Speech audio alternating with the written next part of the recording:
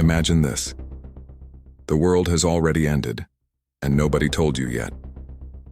Somewhere underground, a warning screen pulses red.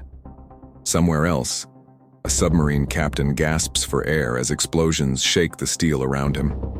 And in a quiet Kremlin room, a president stares at a nuclear briefcase wondering if the last peaceful seconds of human history are slipping away. During the Cold War, the world lived suspended between silence and catastrophe. Sirens, computers, radar screens, commands, everything was built to react instantly. One mistake, one wrong signal, could erase entire nations. Tonight we're going inside 3 real moments when humanity stood on the edge. 3 men in different decades, in different rooms, under different pressures, each one forced to decide whether to trust a system built for war or trust themselves. And our first story begins deep beneath the ocean, where heat, fear, and silence nearly triggered the end of everything. October 1962. The Cuban Missile Crisis is at its peak. On the Soviet submarine B-59, conditions are brutal. Temperatures above 45 degrees Celsius, no fresh air, almost no electricity. The crew hasn't seen sunlight for days. They don't know if war has already begun. When U.S. ships begin dropping practice depth charges, harmless signals on the surface, inside the submarine they feel like the start of a real attack. What the Americans didn't know was that B-59 carried a nuclear torpedo powerful enough to obliterate a U.S. carrier group. To launch it, 3 officers must agree. 2 do. The third is Vasily Arkhipov. Arkhipov was not a random officer. He was respected, calm under pressure, and had already survived a near-fatal radiation accident aboard another submarine. He understood chaos better than anyone in that room. While the captain insists they are under attack, Arkhipov argues the blasts are warnings, not war. The crew is exhausted. Sweat drips from the metal walls. The captain shouts, but Arkhipov refuses. His no stops the launch. When B-59 finally surfaces surrounded by U.S. ships, the world is still intact. Most people alive today have no idea their lives depended on one man keeping his calm in a boiling metal tube beneath the ocean. 2 decades later, another man would face the same impossible choice, but this time the threat came from the sky. September 26, 1983.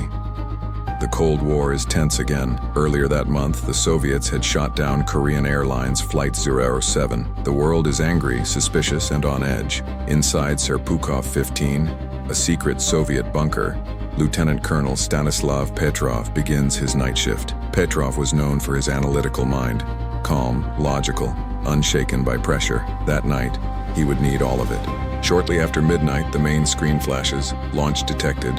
1 U.S. missile, then 4 more. 5 in total. Every protocol demands Petrov confirm a U.S. first strike. Moscow would then launch hundreds of missiles in retaliation. Petrov freezes, not in fear but in analysis. 5 missiles? Too few for a real attack. Ground radar. No confirmation. The satellite system. A rushed, unreliable project he knew well. With alarms blaring and officers staring at him, Petrov makes a choice no training ever allowed. He reports false alarm. Minutes pass. Nothing hits. Later, investigators discover sunlight reflecting off clouds fooled the satellite sensors. Petrov never considered himself a hero.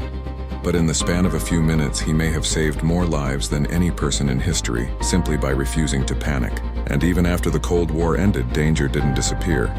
It just became easier to overlook.